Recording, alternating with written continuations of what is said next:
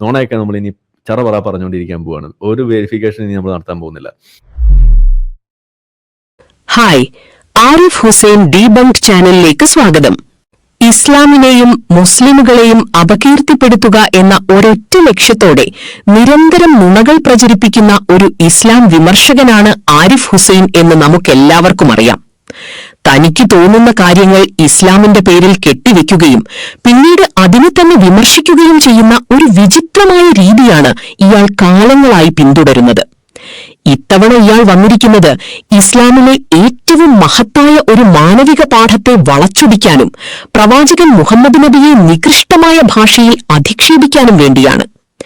ഒരു ജൂതന്റെ ശവമഞ്ചം കൊണ്ടുപോയപ്പോൾ പ്രവാചകൻ മുഹമ്മദ് നബി എഴുന്നേറ്റ് നിന്നുവെന്നും അത് മനുഷ്യജീവനോടുള്ള ഇസ്ലാമിന്റെ ആദരവാണെന്നും ഒരു മുസ്ലിം സുഹൃത്ത് ഒരു ചർച്ചയിൽ പറഞ്ഞതാണ് ഇയാളെ ചൊടിപ്പിച്ചത്.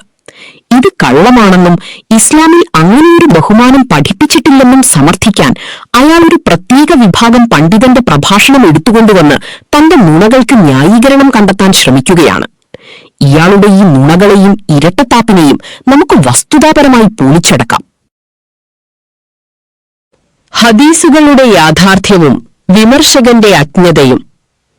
തുടക്കത്തിൽ തന്നെ ഇയാൾ ഈ ഹദീസിനെ നിഷേധിക്കുന്ന രൂപം നമുക്കൊന്ന് കേൾക്കാം. ഒരു കള്ള ഹദീസാണോ എന്ന് ചോദിച്ചു കഴിഞ്ഞാൽ, ഇന്ന് കള്ളത്തരം പ്രചരിപ്പിക്കാൻ വേണ്ടിയിട്ട് ഉപയോഗിക്കുന്ന ഒരു ഹദീസ്, അത് റദ്ദാക്കപ്പെട്ട ഒരു സാധനം, അത് ഇന്ന് ഉണ്ടെന്ന് സ്ഥാപിക്കാൻ വേണ്ടിയിട്ട് മുസ്ലിങ്ങൾ നടത്തുന്ന ഒരു ശ്രമം. എത്ര മഹത്തായ ഒരു സന്ദേശമാണിത്!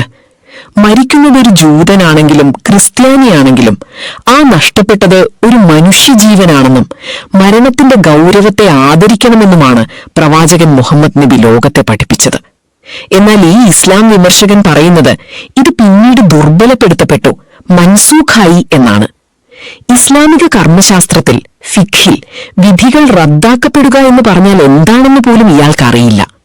പണ്ഡിതന്മാർക്കിടയിൽ ഒരു ശവമഞ്ചം കണ്ടാൽ എഴുന്നേറ്റ് നിൽക്കൽ നിർബന്ധമാണോ, വാജിബ്, അതോ സുന്നത്താണോ എന്നതിലാണ് അഭിപ്രായ വ്യത്യാസമുള്ളത്.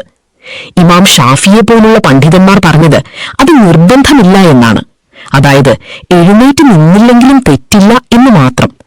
അല്ലാതെ ഒരു മനുഷ്യജീവനെ ആദരിക്കരുതേ എന്നോ പ്രവാചകൻ പറഞ്ഞ അതൊരു മനുഷ്യജീവനല്ലേ എന്ന മഹത്തായ തത്വം റദ്ദാക്കപ്പെട്ടു എന്നോ ഒരു ഇസ്ലാമിക പണ്ഡിതനും പറഞ്ഞിട്ടില്ല.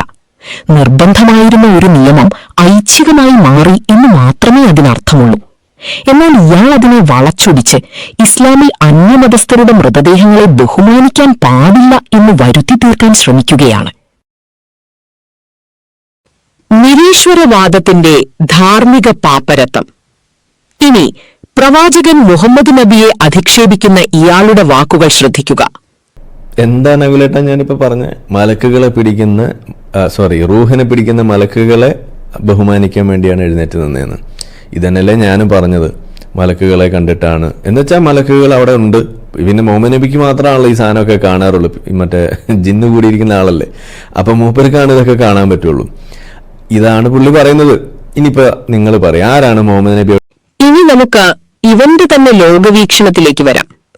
ഒരു നിരീശ്വരവാദിയെ സംബന്ധിച്ചിടത്തോളം എന്താണ് മനുഷ്യൻ?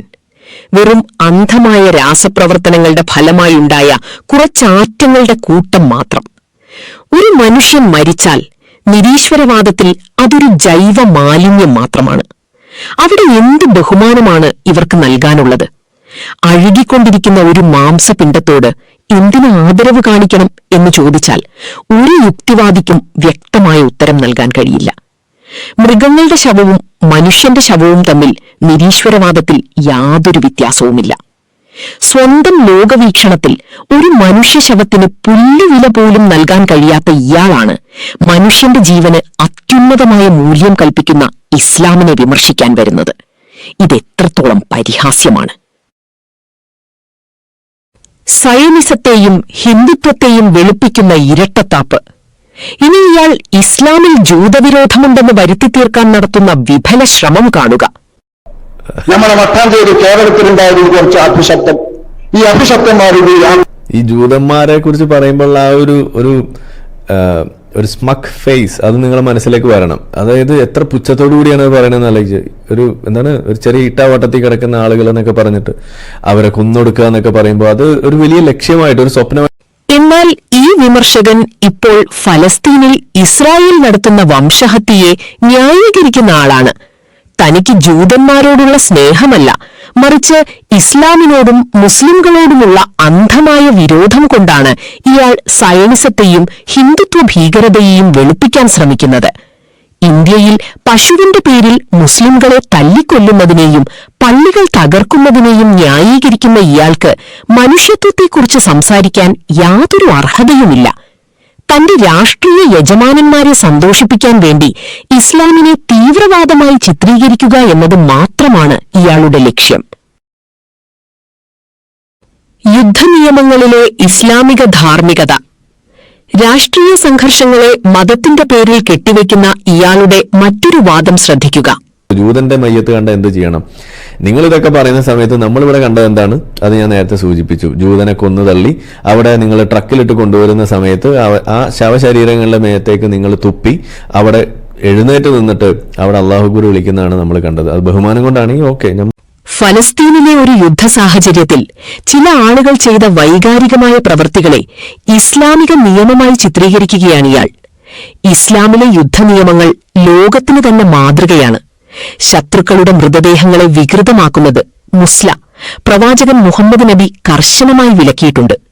കുട്ടികളെ, സ്ത്രീകളെ, വൃദ്ധന്മാരെ, ആരാധനാലയങ്ങളിൽ കഴിയുന്നവരെ കൊല്ലരുതെന്നും മരങ്ങൾ വെട്ടിനശിപ്പിക്കരുതെന്നും കൃത്യമായി പഠിപ്പിച്ച മതമാണ് ഇസ്ലാം. ഇതേ യുക്തി ഉപയോഗിച്ച് ഇസ്രായേൽ സൈന്യം ഫലസ്തീനികളുടെ മൃതദേഹങ്ങൾക്ക് മുകളിലൂടെ ടാങ്കുകൾ ഓടിച്ചു കയറ്റുന്നതും ഗുജറാത്തിൽ ഹിന്ദുത്വ ആൾക്കൂട്ടം ഗർഭിണികളുടെ വയറു പിളർന്ന് ഭ്രൂണം പുറത്തെടുത്തതും ഒക്കെ മതേതരത്വത്തിന്റെയോ ഹൈന്ദവധർമ്മത്തിന്റെയോ യഹൂദമതത്തിന്റെയോ കുഴപ്പമാണെന്ന് ഇയാൾ സമ്മതിക്കുമോ? ഒരിക്കലുമില്ല. അവിടെയൊക്കെ ഇയാൾ ആ കുറ്റവാളികളെ വെളുപ്പിക്കാൻ മത്സരിക്കും. മുസ്ലിംകളെ അപരവൽക്കരിക്കാനും അവർക്കെതിരെ സമൂഹത്തിൽ വെറുപ്പ് ഉൽപ്പാദിപ്പിക്കാനും ഇയാൾ നടത്തുന്ന ഗൂഢാലോചനയാണ് ഇവിടെ മറനീക്കി പുറത്തുവരുന്നത്. ഈ ഇസ്ലാം വിമർശകന്റെ വാദങ്ങളിൽ ഒരു യുക്തിയുമില്ല, സത്യസന്ധതയുമില്ല. ഇസ്ലാമിക പ്രമാണങ്ങളെയും ചരിത്രത്തെയും അടർത്തിയെടുത്ത് വികലമായി അവതരിപ്പിക്കുക എന്നത് മാത്രമാണ് ഇയാളുടെ സ്ഥിരം പരിപാടി.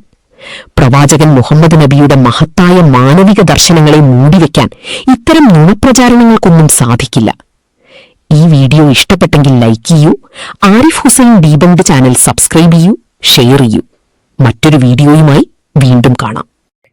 നോണയൊക്കെ നമ്മൾ ഇനി ചറപറ പറഞ്ഞുകൊണ്ടിരിക്കാൻ പോവാണ്. ഒരു വെരിഫിക്കേഷൻ ഇനി നമ്മൾ നടത്താൻ പോകുന്നില്ല.